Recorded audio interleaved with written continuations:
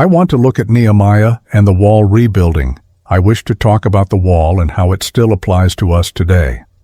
Let me first give you some context and background for those who do not know the story. Around 445 BC, Nehemiah receives distressing news that the city of Jerusalem lies in devastation, its walls crumbled and gates destroyed by fire. Nehemiah 1:3. We read this in Nehemiah 1:3, HCSB. They said, "The remnant in the province who survived the exile are in great trouble and disgrace. Jerusalem's wall has been broken down, and its gates have been burned down." This report fills him with deep sorrow, prompting a profound response. So Nehemiah feels sorrow but decides he cannot sit and do nothing about this. It was too big not to do something. Moved by the plight of his people, Nehemiah turns to God in fasting and prayer, seeking guidance and courage. Nehemiah 1:4. His prayers lay the foundation for what becomes a defining mission for him and all of Israel. So Nehemiah had to make a courageous request to the king. He needed to go and ask the king to leave for Jerusalem. Nehemiah 2:4-5, HCSB. Then the king asked me, "What is your request?" So I prayed to the God of heaven. 5, and answered the king, "If it pleases the king, and if your servant has found favor with you, send me to Judah and to the city where my ancestors are buried, so that I may rebuild it."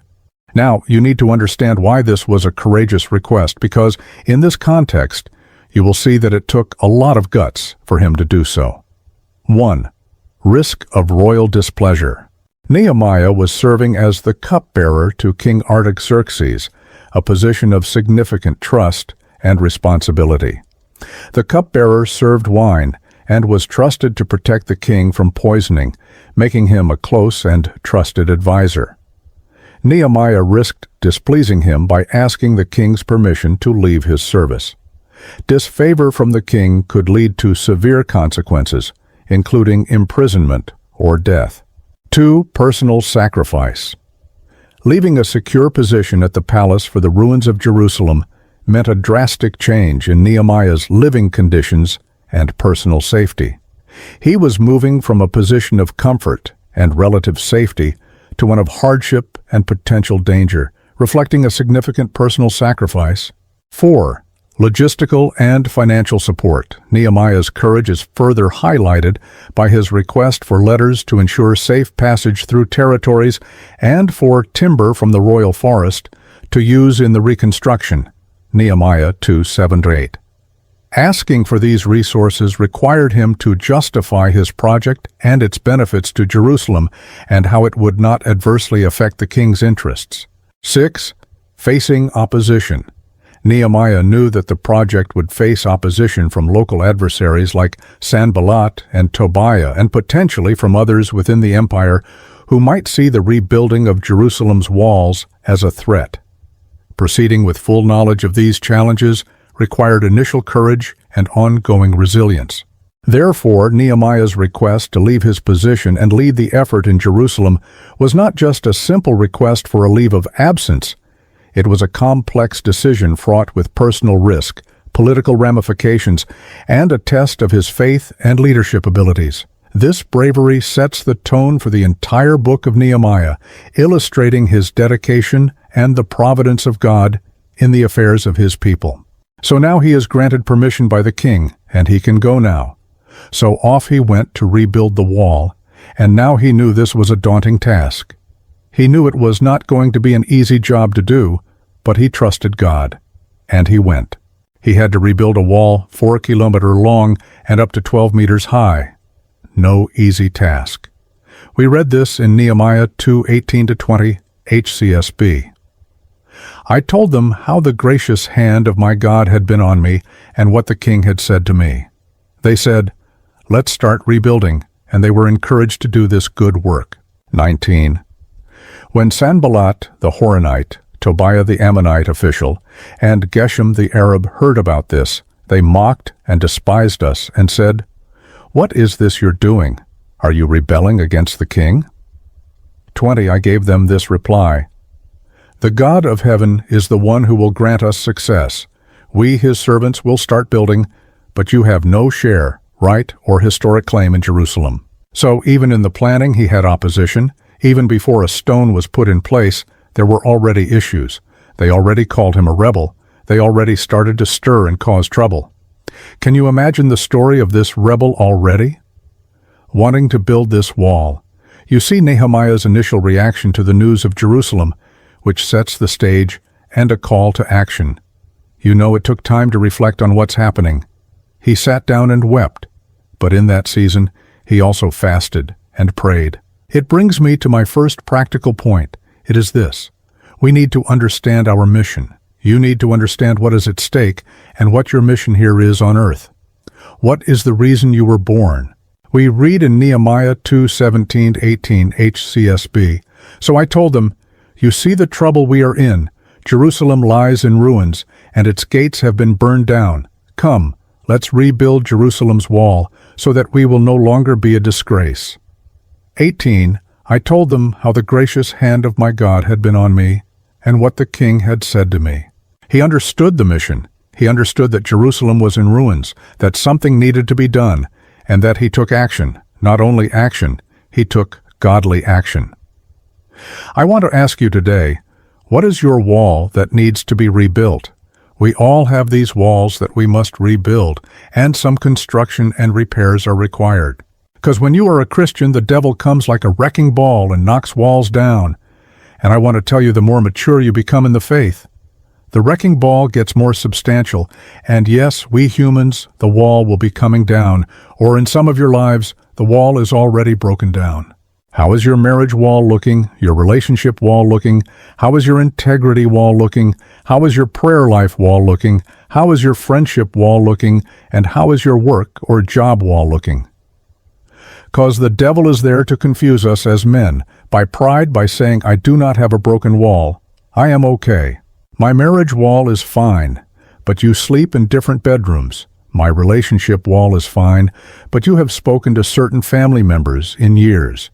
You might say, my family wall is fine, but you are not spending time leading and being the priest in your home."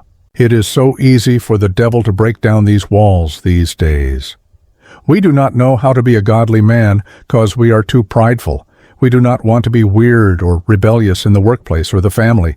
We do not know what it is to be a man anymore. Because out there, it is shouting, anyone can be a man. Really? We need to rebuild some walls. Maybe it is rebuilding trust or restoring a relationship. But when we do this, we need to understand the mission.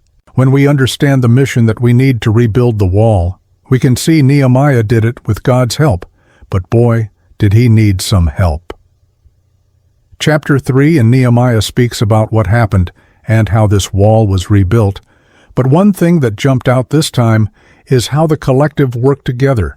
You can read it, but different families and groups are rebuilding the wall. It shows that there was unity in diversity.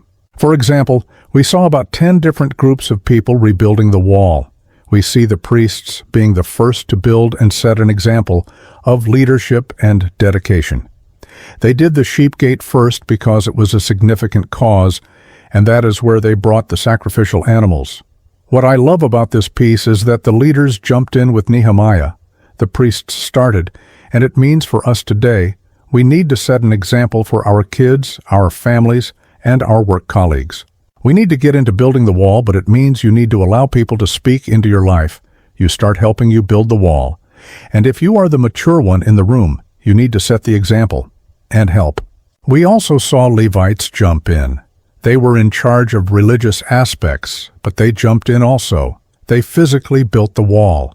We see goldsmiths and perfumers helping.